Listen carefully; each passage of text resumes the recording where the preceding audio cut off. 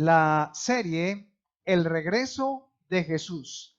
Y el día de hoy vamos a ver cuándo serán estas cosas. Yo quiero que usted vaya al libro de Josué capítulo 1 y mientras aprendíamos sobre Josué, el sexto libro de la Biblia, Josué capítulo 1 en el versículo 3 y 4, dice así.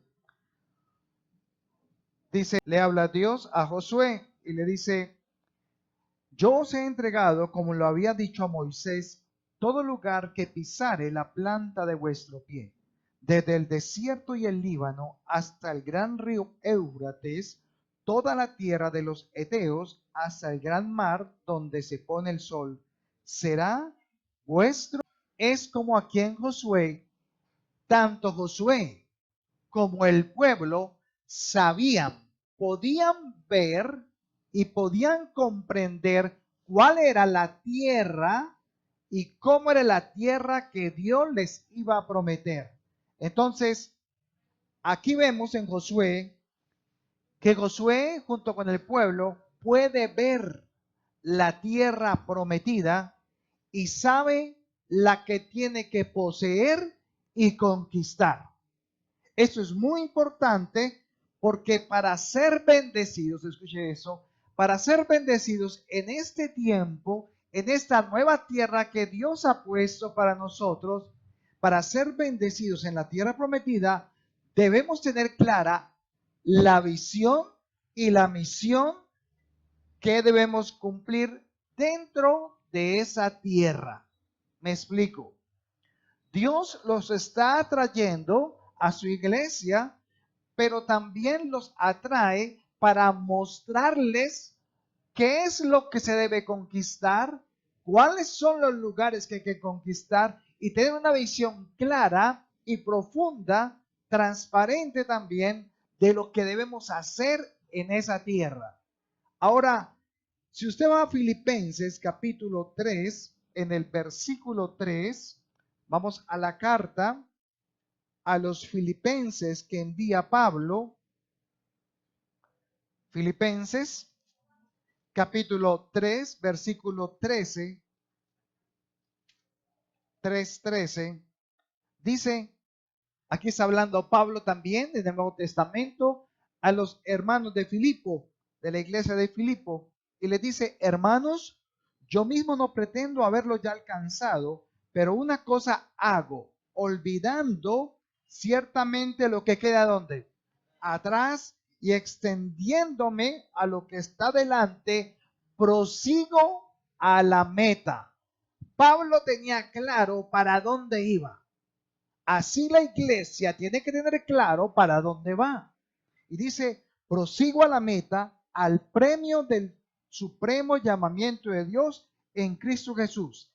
Así que todos los que somos perfeccionados o perfectos, esto mismo sintamos.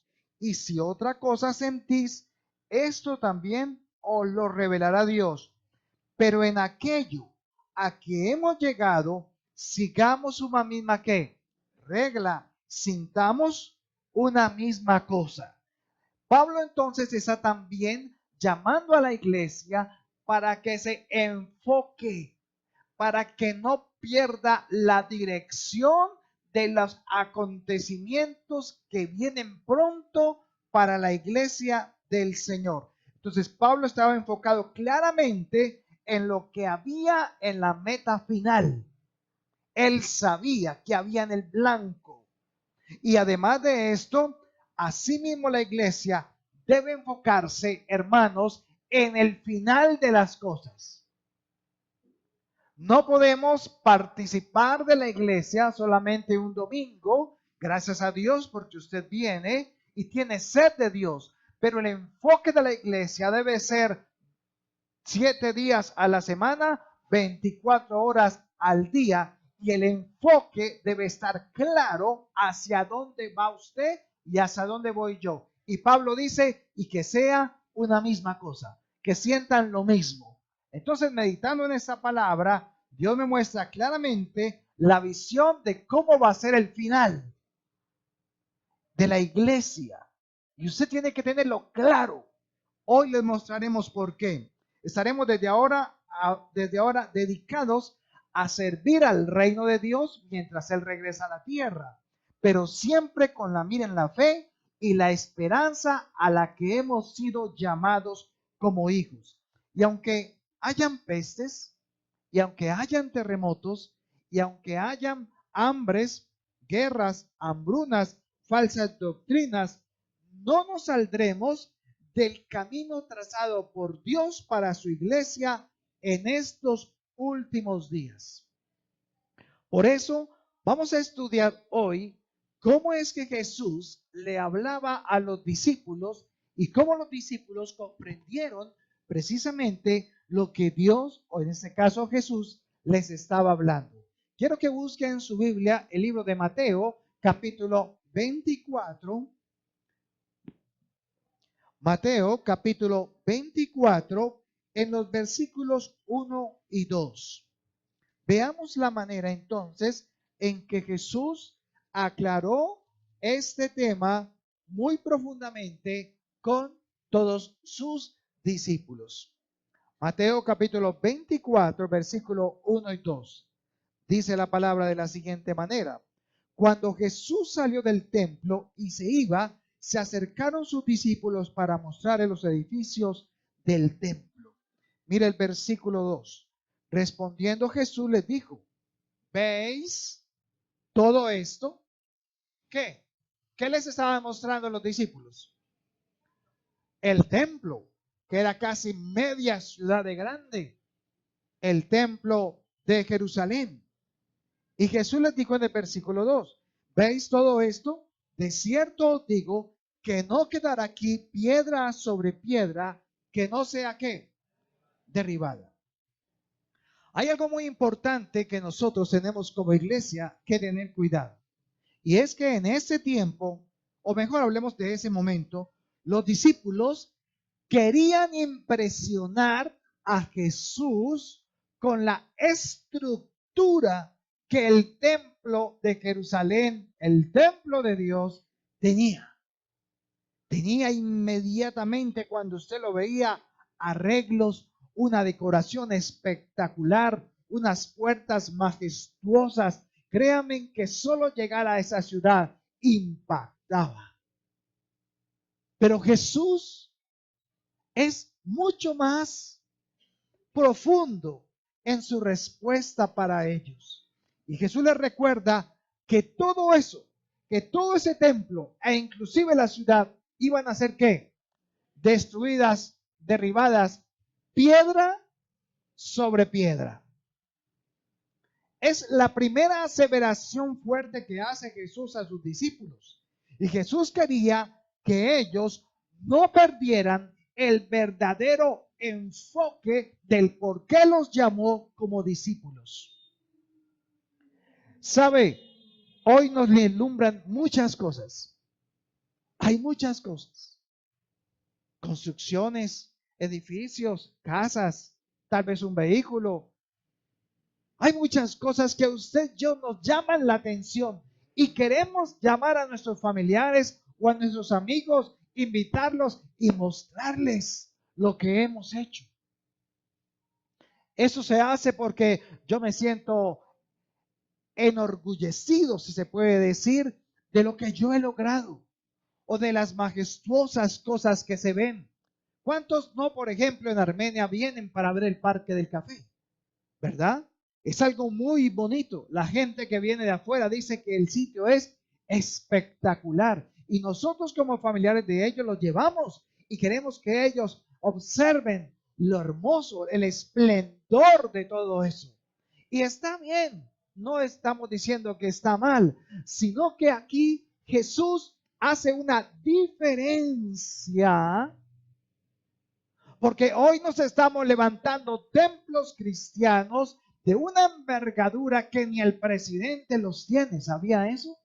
Guatemala, Brasil, e inclusive los mismos Estados Unidos. Hay lugares donde se predica la palabra, donde cada silla donde usted se sienta vale 200,000, 300,000 pesos. Donde son donde son con Reclinomatic y todo eso, aire acondicionado. O sea, es una cosa tan espectacular que todo el mundo queda asombrado por ello. Pero ¿sabe? Jesús le dijo a sus discípulos, ¿ven ese templo? De cierto os digo que no quedará ¿qué? Piedra sobre piedra. ¿Sabía algo especial? ¿Sabía que para cuando llegue la gran tribulación, que no va a ser dentro de mucho tiempo, sabe que todo lo que es América del Norte y América del Sur va a desaparecer? No va a quedar absolutamente nadie. Todo va a ser destruido. Los únicos países que van a quedar son un pedacito de Europa, Asia un pedazo y todo lo que es una parte de África y lo que es Mesopotamia. No va a quedar más. ¿Sabía eso? A veces se preguntan que las guerras que hay aquí, que Venezuela y esto, mire, esas guerras no tienen que ver absolutamente nada con la Biblia. ¿Qué es que Estados Unidos va a atacar a Irán y qué tal? Eso no tiene que ver nada con la Biblia. Ningún país americano está escrito en la palabra de Dios que participará de esas guerras. Todo va a ser basado en Israel y sus vecinos. Así de sencillo.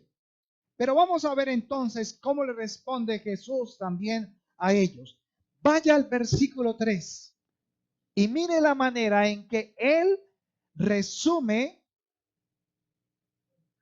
y los discípulos rápidamente enderezan el camino, comprenden lo que Jesús está diciendo y se levanta uno de entre los discípulos y le hace las siguientes preguntas. Mire el versículo 3.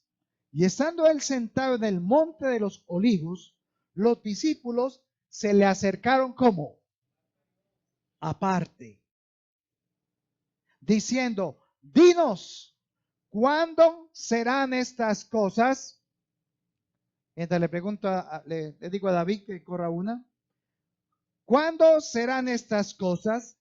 ¿Qué señal habrá de tu venida y del fin del siglo? Estas son las tres preguntas que le hacen los discípulos a Jesús después de que les quitó el enfoque del templo.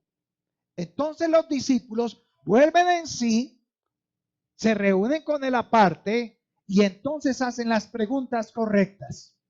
Y la primera pregunta que ellos hacen es, dinos cuándo sucederán estas cosas.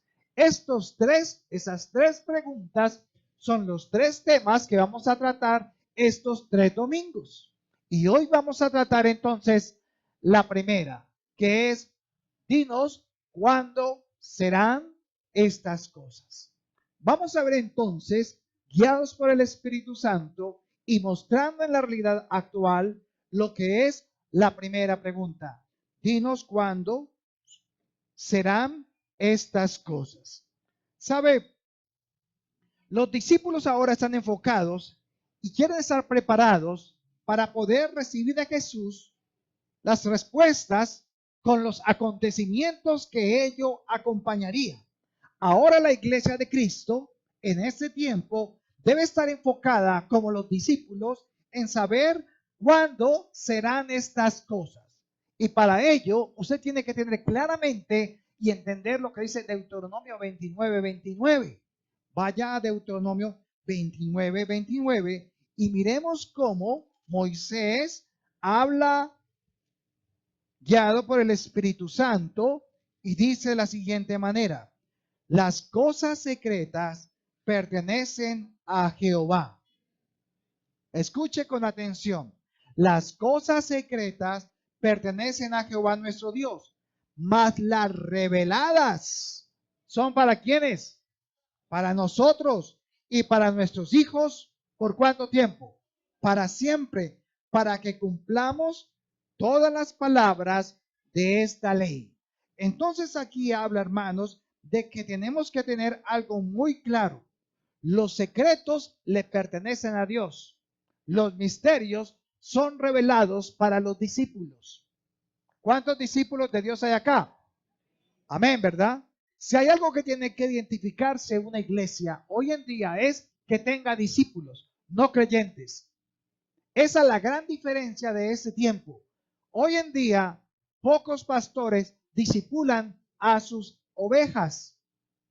No hay tiempo sino para predicar, pero nosotros como iglesia tenemos un privilegio y ese es uno de los principales pilares de la iglesia hoy, el discipular.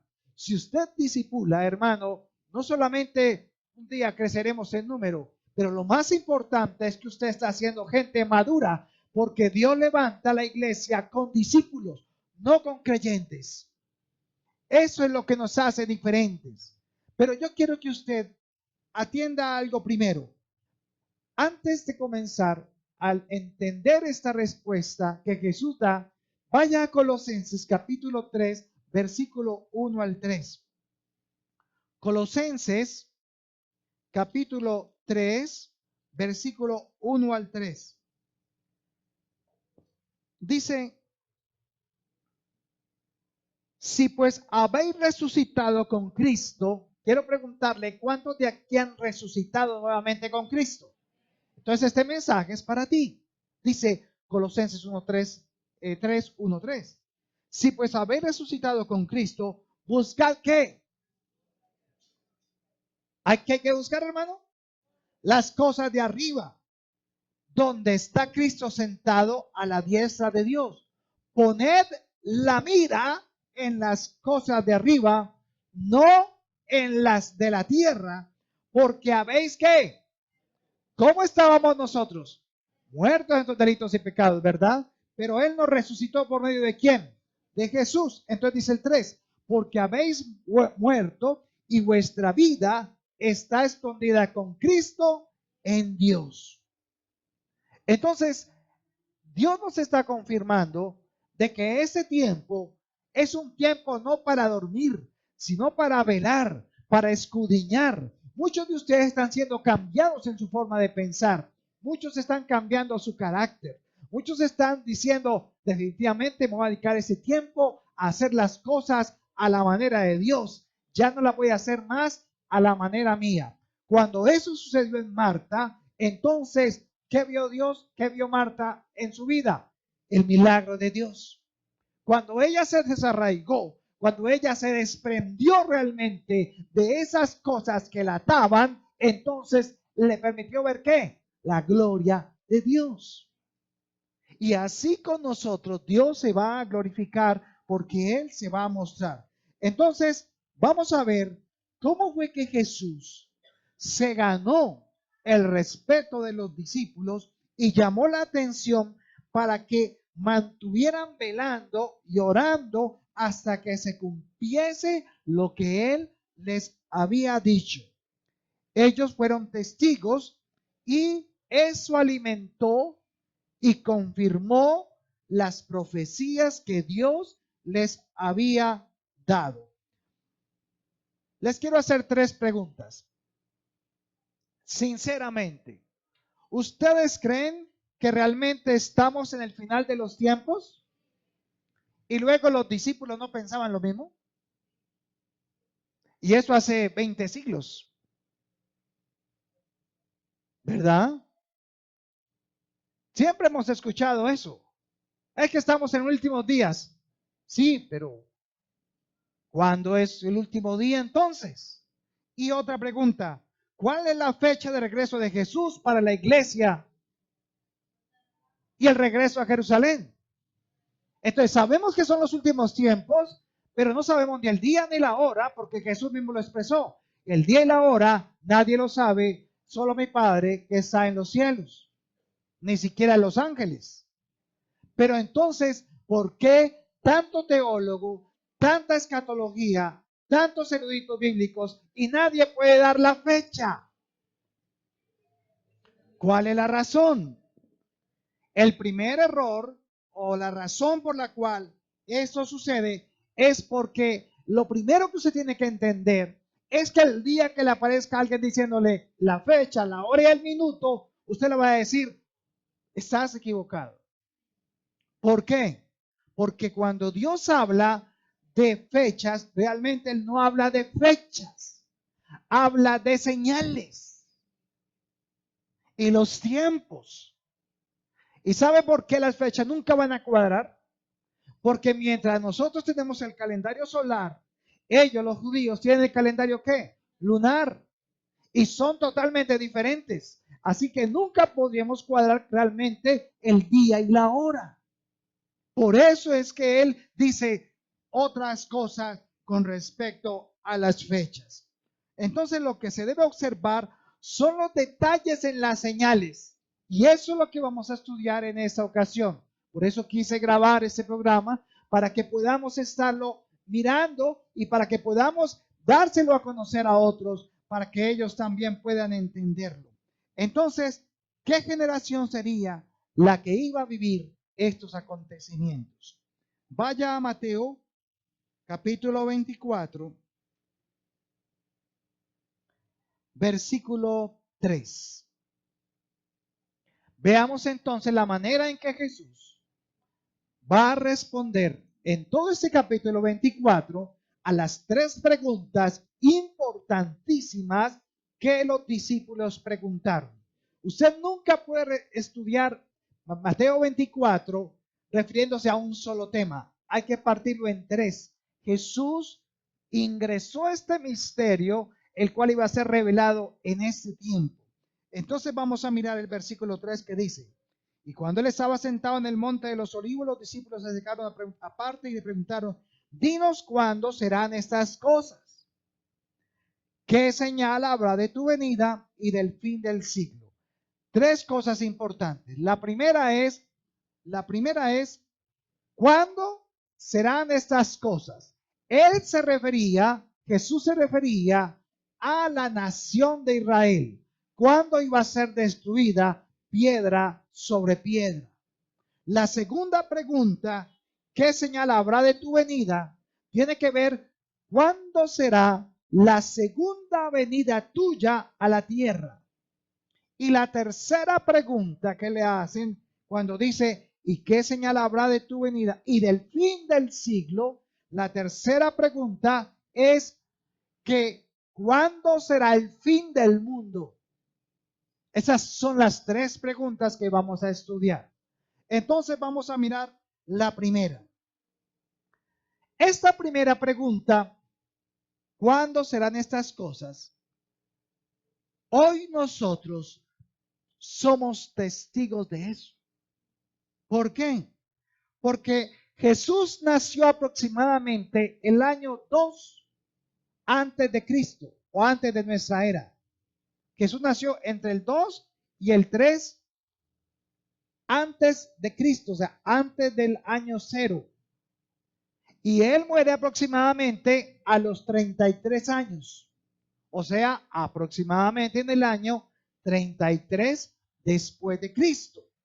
Ahora, él va allí, muere, pero todos los discípulos están siendo testigos de su muerte, menos uno. ¿Cuál?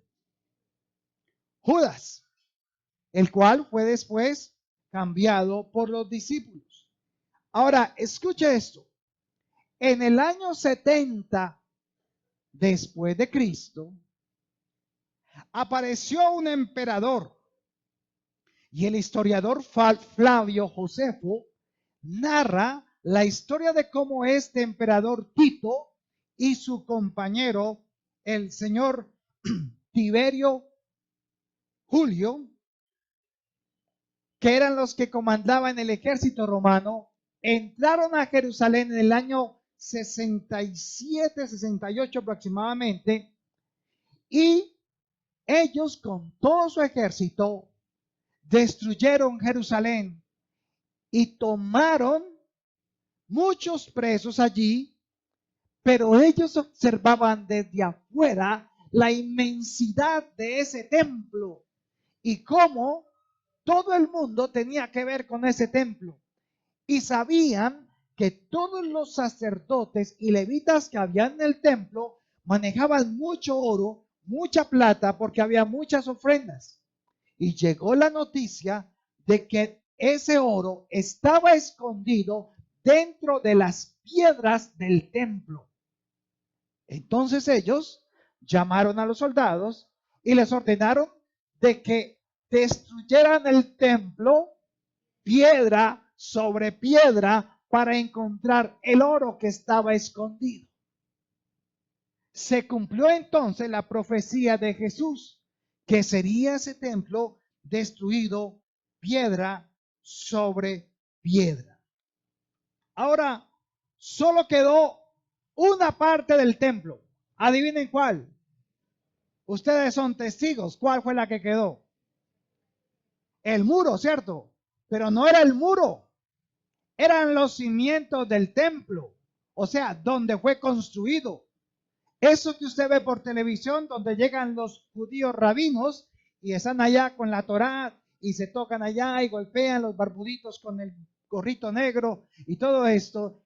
Eso que usted ve grande allá al frente es el cimiento del templo, no el templo. Ahí es donde ellos lamentan, ¿cierto? Oran, donde piden al Señor, porque ese era el templo donde estaba construido. Pero ellos solamente se limitan a los cimientos. Pero allí también fueron testigos de ello Juan el discípulo, porque él murió a los 100 años, lo que quiere decir que él estuvo en la destrucción de el templo en Jerusalén. Por lo tanto, fue testigo y hubo más testigos de parte de los discípulos. Había discípulos de Lucas, habían discípulos de Pablo, habían discípulos de Pedro, y todos ellos fueron testigos de lo que ellos le contaron y que se cumplió en ese año 70. Entonces, las profecías decían también desde la antigüedad de que Jerusalén e Israel tendría que volver a ser nación, porque ellos en ese año 70 fueron esparcidos por toda la tierra. ¿Por qué fueron esparcidos, hermanos? ¿Saben la historia por qué? Porque era como una especie de juicio temporal que Dios hacía porque a quién habían crucificado, a su hijo. Por lo tanto, ellos dijeron, pues que la sangre de este sea sobre nosotros y sobre nuestros ¿qué? Hijos. Y por eso vino la destrucción completa de Jerusalén por 1900 y tantos de años.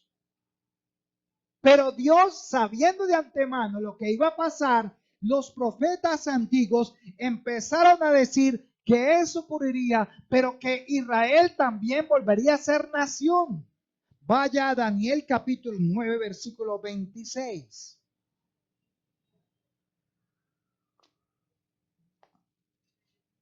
Daniel capítulo 9, versículo 26. Dice así, y después de las 72 semanas se quitará la vida al Mesías. O sea, ese es el momento en que Jesús muere, mas no por sí, y el pueblo de un príncipe que ha de venir destruirá la ciudad. ¿Quién fue ese? Tito. ¿Junto con quién? Con Tiberio. Y el santuario. Y su fin será con inundación, y hasta el fin de las guerras durarán las devastaciones. Quiero que escuche la palabra devastaciones. ¿Sabe cuál fue la última devastación de los judíos? A ver, historiadores. La Segunda Guerra Mundial. Porque en ella murieron ¿cuántos judíos aproximadamente? 6 millones de judíos. Esa fue la última devastación de Israel, de los judíos como pueblo, aunque no tenían ¿qué?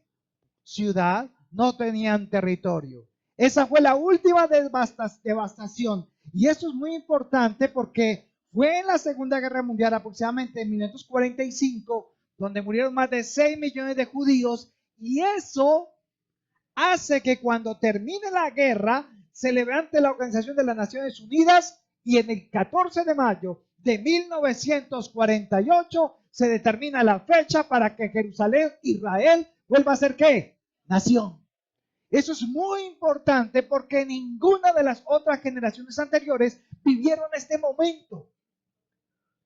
Ahora vamos a mirar algunas profecías sobre este momento. Vaya a Isaías 66:8. Mire cómo los profetas ya habían sido guiados por el Señor y ya estaba escrito. Isaías 66, versículo 8, con respecto a la nación de Israel y lo que pasaría al final de las devastaciones. Dice, ¿quién oyó cosa semejante? ¿Quién vio tal cosa? ¿Concebirá la tierra en un día? ¿Nacerá una nación de una vez? Pues en cuanto Sión en la Biblia es ¿quién? Israel, estuvo de parto, dio a luz sus hijos. Aquí está profetizando que Israel volvería a ser nación en ¿cuántos días? En un día. Y es la única nación en toda la historia de la tierra que fue nación en un solo día. Y en 1948, a las 5 de la mañana del 14 de mayo, estaban los judíos tomando posesión de la tierra donde hoy están. Después de haber estado más de 1900 años sin tierra. Entonces, vamos a ver con estas señales por qué realmente, si estamos realmente en los últimos tiempos o no. Ahora quiero que vaya a observar más detalles. Vaya a Isaías 43, versículo 3 al 6. Isaías capítulo 43, versículo 3 al 6. Mire lo que va a pasar con esta nación cuando sea nación. 3 al 6. Porque yo Jehová, Dios tuyo, el Santo de Israel, soy tu Salvador. A Egipto he dado por tu rescate, a Etiopía y a Seba por ti, porque a mis ojos fuiste de gran estima, fuiste honorable y yo te amé. Daré pues hombres por ti y naciones por tu vida. No temas, le dice el Señor, porque yo estoy contigo. Del oriente traeré tu generación y del occidente te recogeré. Y mire el versículo 6, diré al norte, da acá, y al sur, no detengas. Trae de lejos mis hijos y mis hijas de los confines de la tierra. Entonces, ¿qué está profetizando Dios? Que su pueblo, que las generaciones que están regadas en el mundo van a ¿qué? A volver y a recogerse nuevamente allí en Israel. Hoy se han vuelto a Jerusalén, han regresado del mundo entero. Imagínense cuántas personas, cuántos judíos han regresado a la tierra de Israel. ¿Sabe cuántas? 6 millones. 6 millones han regresado a Israel a tomar posesión de su tierra. Pero no solamente termina ahí. Vaya a Isaías 27:6. Y vamos a ver qué iba también a suceder cuando esa tierra de Israel, cuando ese pueblo fuera nación. Isaías capítulo 27, versículo 6. Dice, días vendrán cuando Jacob echará raíces. ¿Quién es Jacob? Israel. Florecerá y echará renuevos Israel. Y la faz del mundo llenará ¿de qué? De fruto. Escuche esto. En el momento en que Israel regresa a su tierra, cuando los judíos regresan a su tierra, ellos encuentran que su tierra está como árida. Es un desierto completo. Esa era la tierra para ellos. ¿Recuerdan la tierra que le tocó a Abraham cuando le preguntó a Lot? Lot, escoge lo que quieras. ¿Y Lot qué escogió? La llanura, lo verde, las palmas, la fruta. ¿Y a qué le tocó a Abraham? El desierto. Pero mire lo interesante, la promesa de Dios. Ahora observe lo que está pasando en Israel. Israel se convierte en este momento, es el país número 1 en exportación de frutas a nivel del mundo. Ellos son profesionales en todo lo que es irrigación. Han vuelto que los desiertos se convierten en campos verdes. Son unos artistas. La inteligencia de Dios les ha dado estos últimos 20 años la capacidad para hacer lo que nadie en el mundo ha hecho, ni África en 5,000 años. Y fuera de eso, lo que más me impactó fue ver las frutas y las verduras hechas por debajo de la tierra. Debajo de los desiertos son cantidades de grutas, como de cuevas, donde ellos están sembrando y la tierra brota y produce esas hortalizas y todo tipo de cítricos aún debajo de la tierra. Usted puede verlo en internet, las fotos, todo lo que hacen, la increíble forma en que ellos manejan el agua, cómo ellos extraen agua del desierto y siempre encuentran el agua que necesitan. Y en cambio sus compañeros, o mejor, sus vecinos de Palestina, Egipto, siguen ¿qué? En el desierto, secos y sin agua. Tiene que haber una diferencia, algo tiene que pasar. ¿Quién está con ellos? Dios. ¿Y quiénes han sido testigos de eso? Nosotros, esta generación. Ahora, quiero que vaya a Sofonías, capítulo 3, versículo 9. Si encuentra Sofonías, porque creo que ni siquiera saben dónde está, pero lo va a encontrar. Allá el antico de Jeremías. Busque a Daniel, busque en los profetas menores. Busque Sofonías. Después de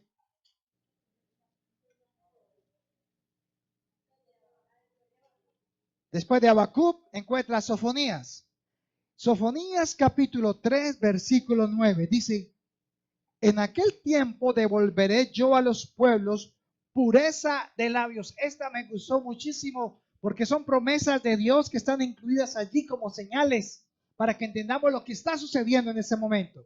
Dice, en aquel tiempo devolveré yo a los pueblos pureza de labios, para que todos invoquen el nombre de Jehová, para que les sirvan de común consentimiento. ¿Sabe qué es la pureza de labios acá? Eso representa de que ellos vienen a la tierra de Israel y ellos se vienen con un propósito. Quieren adorar al Dios de Israel, quieren adorar a Dios, pero ellos vienen de todos los pueblos de la tierra. Entonces hablan inglés, hablan francés, ruso, español, todo esto. Y entonces miren lo que hace el presidente de Israel. En 1982, escucha esta noticia, en 1982 se declara que la lengua, el lenguaje, la manera de hablar en que van a empezar desde ese momento a hablar todos los que llegan a Israel judíos será hebreo. Y ese es el idioma actual oficial de Israel, el hebreo. Entonces todos los que llegaban de otras partes ahora han entrado a las escuelas a aprender hebreo, porque todos se están preparando para adorar a Dios con labios de honra que pronuncien su nombre ¿en qué? En hebreo.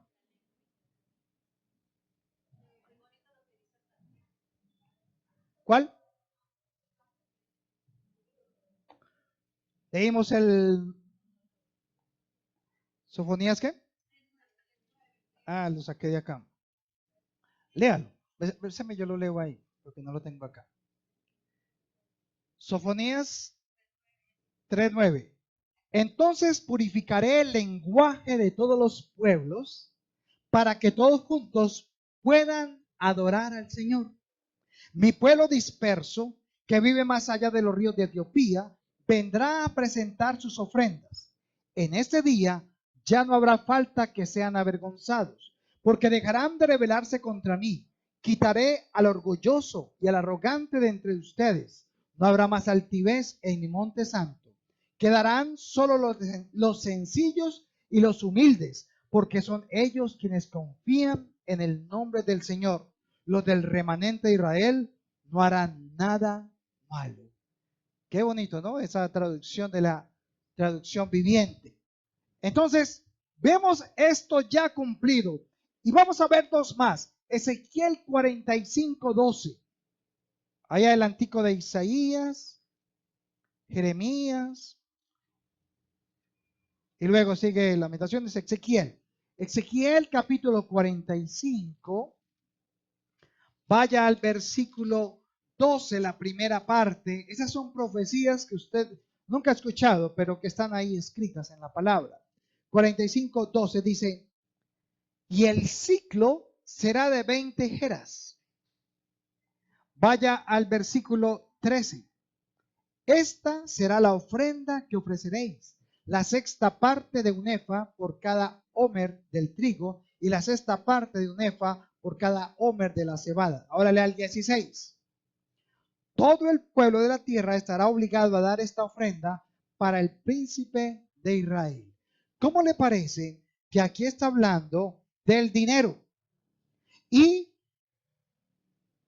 el presidente o el primer ministro de Israel, eso fue exactamente el año 1980, declara que la moneda oficial de Israel es el ciclo. O sea, lo que llamaban el shekel, el ciclo. Porque a Dios ellos no le pueden traer cualquier ofrenda. Tiene que ser en ciclos. Miren el orden de Dios. ¿Y cómo está haciendo todo esto? Y somos testigos de lo que está pasando. Y por último, vaya a Zacarías capítulo 12, versículos 2 y 3. Ahí terminando el Antiguo Testamento. Zacarías capítulo 12, versículos 2 y 3. Viene la otra profecía. Dice, he aquí yo pongo a Jerusalén por copa que hará temblar a todos los pueblos de alrededor contra Judá, en el sitio contra Jerusalén. Y en aquel día yo pondré a Jerusalén por piedra pesada a todos los pueblos. Todos los que se la cargaren serán que despedazados. Bien que todas las naciones de la tierra se juntarán contra ella. ¿Sabe una cosa?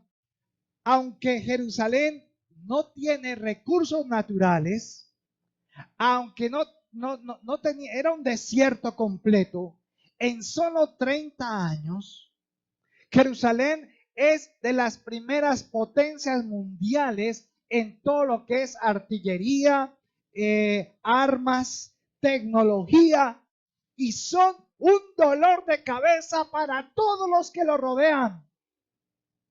Tanto que solamente llevaban 20 años como pueblo de Israel y se reunieron 5 naciones, egiptos, sirios, los de Irán, árabes, musulmanes, los de Turquía. Se unieron 5 ejércitos para destruirlos, para no dejarlos crecer. Y es cuando se dio la guerra de los 6 días. ¿Y sabe por qué duró 6 días? Porque el séptimo ellos tenían que descansar. En solo 6 días, ellos destruyeron todos los ejércitos de los 5 gobiernos que le rodeaban y tomaron y crecieron más y tomaron los altos del Golán. Y ahora descubrieron que los altos de Golán están llenos de petróleo. Entonces vemos cómo ellos, es Dios quien lo está haciendo, no es ellos. Lo que más se aterran los ejércitos es que cómo era posible que en esos 6 días iban los tanques de guerra por el desierto y se hundían en la arena. Los aviones que ellos mandaban contra Israel se caían en el cielo. Y ellos decían, ¿quién está peleando por Israel? Fue Dios quien lo hizo. Pero ellos han puesto su parte porque saben lo que quieren. Y todo esto que hemos visto esta mañana son porque ellos están preparando el templo, el tercer templo de Dios, para empezar a hacer los sacrificios y para hacer los holocaustos al Dios de Israel, que por más de 2000 años no lo han podido hacer desde el año 70 después de Cristo, cuando fueron destruidos. Entonces, lo importante, hermanos, no son las fechas, sino las señales. Y Jesús, lo más bonito de todo esto es que Jesús responde a sus discípulos esa primera pregunta: ¿cuándo serán estas cosas? Entonces vamos al versículo 4:12 de Mateo 24. Esto es para que usted y yo nos demos cuenta de que usted y yo somos privilegiados porque las generaciones que antes pasaron leyeron esto, pero nunca lo vivieron.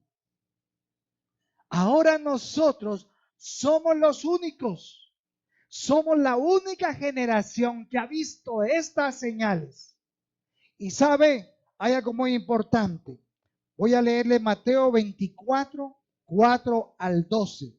Y entonces Jesús empieza a decirles a los discípulos que la nación, que la generación, que vean estas señales que acabamos de ver y que hayan visto nuevamente volver a florecer a Israel, 1948, a hoy ¿cuánto es? Al 2020 ¿cuánto es? 72 años. 72 años lleva Israel como nación en esta generación. Ahora mire lo que dice el versículo 4, 24, 4. Respondiendo Jesús les dijo, mirad que nadie os engañe. ¿Qué es lo primero que el Señor les llama la atención? Muchos van a ser ¿qué? Engañados.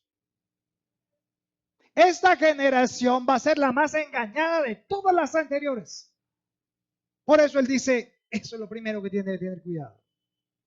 Nadie os engañe, porque vendrán muchos en mi nombre diciendo, yo soy el Cristo.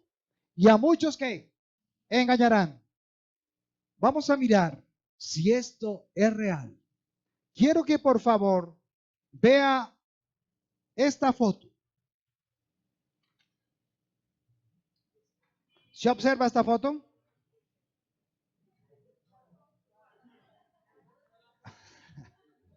Pásela, hermano. Pásela porque no pasa. Mírenlo. Jesucristo en la tierra. Este señor se llama Vissarion Sergei Anatolievich Torov. Este señor se autoproclamó que era el Cristo. Nació el 10 de noviembre de 1993 y pronosticó que la llegada del Apocalipsis ya era una realidad y propició un ataque contra una catedral ortodoxa en Europa y fue arrestado y ha pasado 4 años en prisión porque dijo que él era el Cristo y que Dios le había dicho que él era Jesucristo. Estos son los Cristos de este tiempo. Por eso aquí dice, vendrán muchos en mi nombre diciendo, yo soy el Cristo, y a muchos engañarán. Tiene más de 1 millón de seguidores. Veamos el otro. ¿Saben? Este señor se llama Mitsu Matayoshi. Este señor expresó lo siguiente. Nació en Okinawa, Japón. Él tiene una formación cristiana y se convenció de que él mismo era Cristo y Dios. Entonces empezó a llamarse el Dios único Mitsu Matayoshi Jesucristo. Este hombre combinó la política con la religión y dijo que él tenía que ser el primer ministro del Japón y entonces haría la paz del mundo. Hoy en día todavía está vivo y este hombre en el 97 fue del Partido de la Comunidad Económica Mundial. Lo curioso es que este hombre no supone o no supondría el fin del mundo, sino que él dice que cuando él sea el presidente de Japón, entonces va a ser el presidente de las Naciones Unidas y entonces lo van a adorar a él como Dios. Tiene más de 5 millones de seguidores.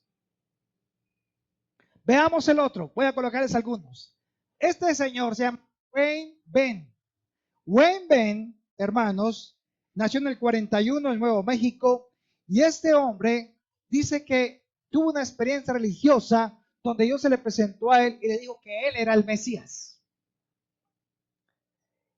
Desde ese momento asegura que la corporización de Dios, divinidad y humanidad combinadas están en él. Y es el líder de la iglesia, Señor Nuestra Rectitud. Y tiene por lo menos una comunidad de más de 100,000 personas. Y a los 18 años, mejor dicho, y fue metido a la cárcel, condenado a 18 años por abusar de niños. Miremos el otro. Este lo conocen, Alan John Miller, muy conocido. Este hombre nació en Australia en 1964, fue testigo de Jehová. Y ese hombre dice que es la reencarnación misma de Jesús. Él asegura que él estuvo hablando con Platón, con Aristóteles, con los discípulos, y que todo lo que él sabe es porque él estaba allá y fue reencarnado en su cuerpo, Jesucristo. Lo único que no entienden es por qué, a pesar de todo esto, no habla arameo ni hebreo. Y entonces está ahorita ¿dónde? También está en la cárcel. Y la mujer de él, su esposa, Mary Susan Luke, afirma que es la reencarnación de María Magdalena.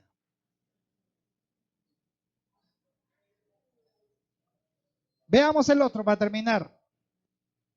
Jesús Negro. Jehová Wanjonji.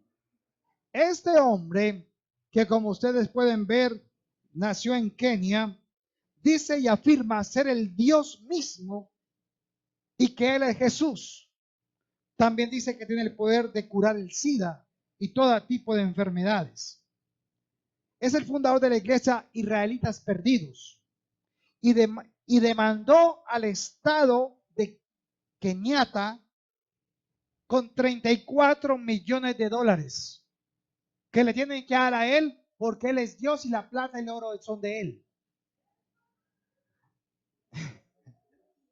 Y por último quiero mostrarles el otro. Ese hombre se llama Brian David Mitchell. Ese hombre está preso con cadena perpetua. Ese hombre es de los Estados Unidos y dice que de niño fue internado en un hospital psiquiátrico, pero él asegura haber escuchado la voz de Dios a los 7 años que le dijo, tú eres el Cristo. Hoy purga una condena de cadena perpetua por el secuestro y abuso de Elizabeth Smart y tiene una larga cantidad de delitos. Pero de los interesantes que me llamó la atención de todo esto es que él sacó su propio libro y en él coloca los mandamientos que Dios le dijo que hiciera. Entre ellos, que el hombre debe tener 7 esposas. ¿Se acuerdan del negrito de ahora? El negrito que se llama Jehová Wanjonji. Él dice que él, que es Dios y es de la iglesia de los israelitas perdidos, tiene 25 esposas y 92 hijos. Y que él tiene que reproducirse porque esa es la descendencia de Dios. Sume. Para que vea cómo está el mundo, hermanos. Esa es la realidad. Y esta es la generación que ha visto a todos estos locos. Y la gente lo sigue. Suma más de 10 millones de seguidores. Hoy en día hay aproximadamente unos 25 Cristos andando por ahí. Pero Jesús le dijo algo más. Versículo Mateo 24, versículo 6. Y oiréis de guerras y rumores de guerras. Mirad que nadie os turbéis, porque es necesario que todo esto acontezca, pero aún no es el fin. Voy a darle solamente unos datos. Vamos a ver las guerras que han habido. Las guerras que han habido en este país, en este mundo. Otra. Y otra. Las guerras que han habido y que hay en este momento, si usted no las había escuchado, la guerra civil de Sudán del Sur, Solamente les voy a dar algunos datos. 385,000 muertes, 2,5 millones de civiles que han huido del país. Está la guerra de los talibanes de Afganistán. Suman 200,000 muertes y han habido 2,6 millones de refugiados. Está la guerra de Kurdistán. El Partido de Trabajadores Kurdos ha dejado 32,000 muertes desde 1984. La guerra de limpieza étnica en Birmania es una guerra entre budistas y musulmanes. Asesinan, queman aldeas, violan mujeres y niños. Se les acusa al gobierno como de limpieza étnica. La otra guerra es el terrorismo de Boko Haram. ¿Lo han escuchado? Boko Haram. Más de 2 millones de desplazados nigerianos abandonan sus aldeas. Y está la guerra de Siria. ¿La han escuchado? El genocidio de Ruanda, allá en Siria. Ha dejado más de 300,000 personas fallecidas y más de 2 millones de refugiados y más de 10 millones de desplazados en sus tierras. Guerras y rumores de guerra.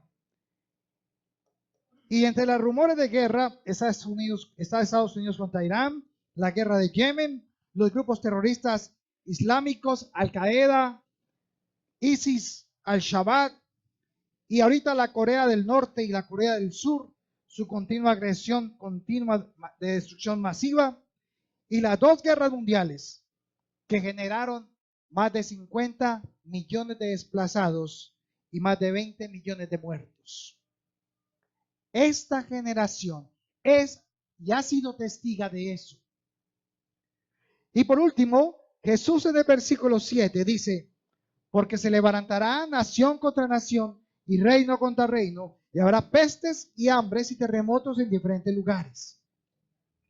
Y todo esto será ¿qué? Principio de dolores. Quiero mostrarles una imagen. Estas pestes o pandemias globales. Miremos la otra. Le voy a leer nomás. La primer gran pandemia que existió fue la viruela. Lleva muchos años. Ha causado la muerte a 300 millones de personas. Le sigue el sarampión con 200 millones de almas muertas. Le sigue también la fiebre española, la fiebre española. Esta fiebre española costó la vida a más de 100 millones de personas. La peste negra, 75 millones. El VIH, 25 millones. La plaga de Justiniano, 25 millones de personas. La peste bubónica, 12 millones. El tifo, 4 millones. El cólera, 3 millones. La gripe de Hong Kong, recuerdan, casi 1 millón de personas. El ébola, casi 1 millón de personas. Y hoy está el coronavirus, que en 3 meses ha matado a más de 4,000 personas y van 90,000 infectados y no se sabe qué hacer con ella. Entonces, es la generación que ha visto todo esto. Somos testigos de todo esto. Ahora, vaya al Salmo 90:10 para terminar. Salmo 90:10. Y quiero que usted haga usted mismo sus cuentas. 90:10. Los días de nuestra edad, dice la palabra, ¿son cuántos? Los días de nuestra edad son 70 años. Y si en lo más robusto son ¿cuántos? 80. Con todo, su fortaleza es molestia y trabajo, porque pronto pasan y subraye y volamos. Una generación en la Biblia, hermanos, de 70 años. A lo máximo, ¿cuánto? 80 años. ¿Hace cuánto Israel fue nación? 72 años.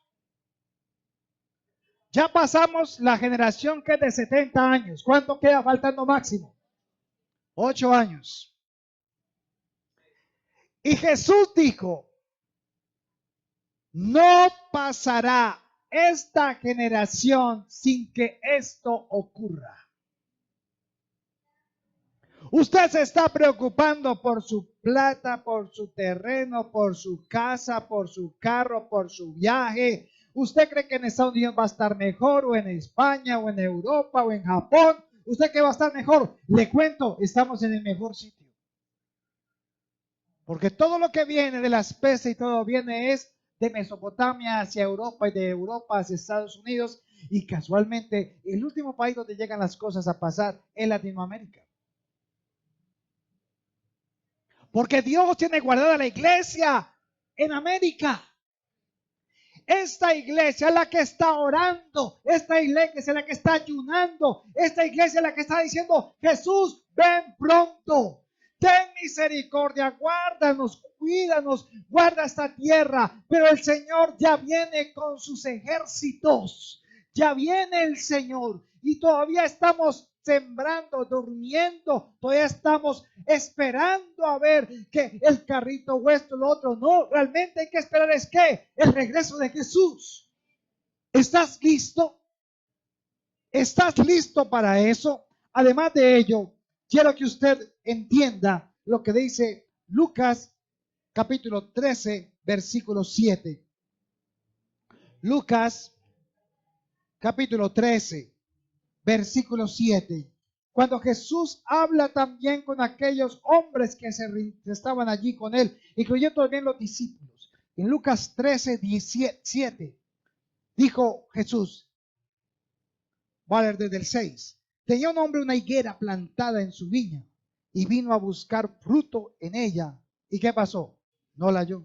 Y dijo al viñador, he aquí hace 3 años que vengo a buscar fruto en esta higuera y no lo halló. Córtala, ¿para qué inutilizar también la tierra? Él entonces respondiendo le dijo, Señor, déjala todavía este año, hasta que yo cabe alrededor de ella y la abone, y si diere fruto bien, y si no, la cortarás después. Esta higuera, hermanos, en la Biblia representa ¿a quién?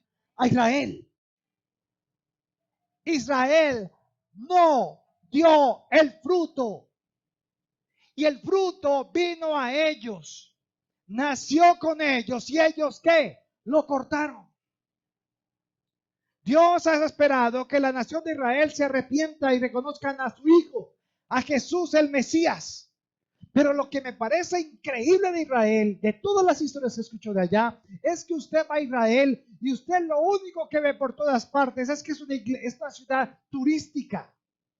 ¿Y sabe qué es lo que más tiene? Iglesias cristianas, católicas, por supuesto. Pero lo más chistoso de todo es que los judíos llevan a la gente a mostrar la tumba de Jesús, le muestran el monte de Jesús, le muestran donde estuvo reunido Jesús haciendo la vid y las uvas y los higos y todo esto, y ellos no creen en Jesús. Porque decía Pablo, porque les ha sido puesto un velo para que la verdad no les resplandezca. Por eso yo he sido enviado a los gentiles. Y nosotros somos gentiles. No somos judíos. Nosotros no tenemos problema con las leyes judías. Nadie me va a decir a mí que es que yo vengo de la descendencia de Dan o de Benjamín. No, yo nací en la descendencia de aquí, de indios. Yo no vengo de por allá. Por eso yo soy gentil y no tengo que estar bajo la ley, sino bajo ¿qué? La gracia. Eso es lo que nos hace diferentes. Dios no me va a recibir porque yo cumpla la ley, sino que la ley es un ¿qué? Espejo para darme cuenta de mi condición y recibir a Jesús en mi corazón y poderle decir, gracias Señor Jesús por haber pagado el precio por mí. No merecía estar en el próximo acontecimiento que veremos, que es ¿qué? El arrebatamiento de la iglesia. Por lo tanto, nosotros, hermanos, hemos sido testigos de todo esto, de todo lo que pasa. Y entonces, como dice el Salmo 90:10, en la generación del hombre, la vida del hombre serán 70 años, a lo sumo, ¿qué? 80, y después, ¿qué? Volamos. Ese volamos es el arrebatamiento. ¿Cuántos se van en el arrebatamiento entonces? Nos vamos en el arrebatamiento. Acuérdese que no es por lo que usted haya hecho, es por lo que usted ¿qué? Cree. No es por obras, sino por fe. Si yo creo que Jesús lo dice y que es verdad, hasta ahora todo lo que él dijo se cumplió en Israel. Y acabamos de responder a la primera pregunta. ¿Cuándo serán estas cosas? Esa entonces es la primera pregunta que responde Jesús, o la respuesta que le da Jesús a la primera pregunta de los discípulos, de los cuales ahora nosotros somos testigos. Entonces, hermano, somos la última generación. Nuestros hijos se preocupan, ay mami, entonces yo no voy a tener hijos, usted no va a ver los nietos. Pues vaya, embaraces y queda en embarazo y lo puede ver. Pero realmente habla de generación, no de una descendencia, sino de un tiempo determinado. Por eso se tiene que hoy pensar a qué se va a dedicar estos años que quedan. Porque estamos hablando de la segunda venida ya. Pero antes de la segunda venida viene ¿qué? El arrebatamiento. Y eso lo veremos la próxima semana. Así que prepárense, estudien esto, sáquenle jugo y acuérdense de esto. La generación que vea estas señales no pasará. Amado Padre Celestial, te damos gracias por tu palabra. Gracias por refrescarnos y mostrarnos que tú estás preparando a tu iglesia, Señor, para esa maravillosa venida tuya, ese momento en las nubes, ese lugar, Señor, de preferencia para aquellos que hemos creído al llamado que tú nos has hecho. Hoy reconocemos que somos la última generación que ha visto todas estas señales. Hemos visto, Señor, el cumplimiento de cada una de las profecías que estaban escritas en la palabra de Dios.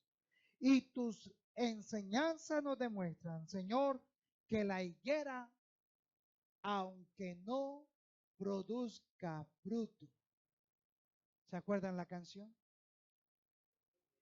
Aunque la higuera no florezca. ¿Ni la qué? ¿Ni en las vías haya qué? Fruto. Con todo eso qué? Me alegraré en Jehová. Porque el Señor viene por su iglesia. Señor, queremos estar de acuerdo contigo. Teniendo un mismo pensamiento. Dirigiendo este mensaje, Señor, para que los que lo escuchan, mi Rey, se vuelvan a ti. Aún hay tiempo. Dios, te encomendamos este mes para que sea un medio mío de provisión, de cobertura, de protección, de justicia y de gloria en la vida de esta iglesia. Dios, por favor, que tus manos de amor, de bondad, sean sobre cada uno de nosotros y que podamos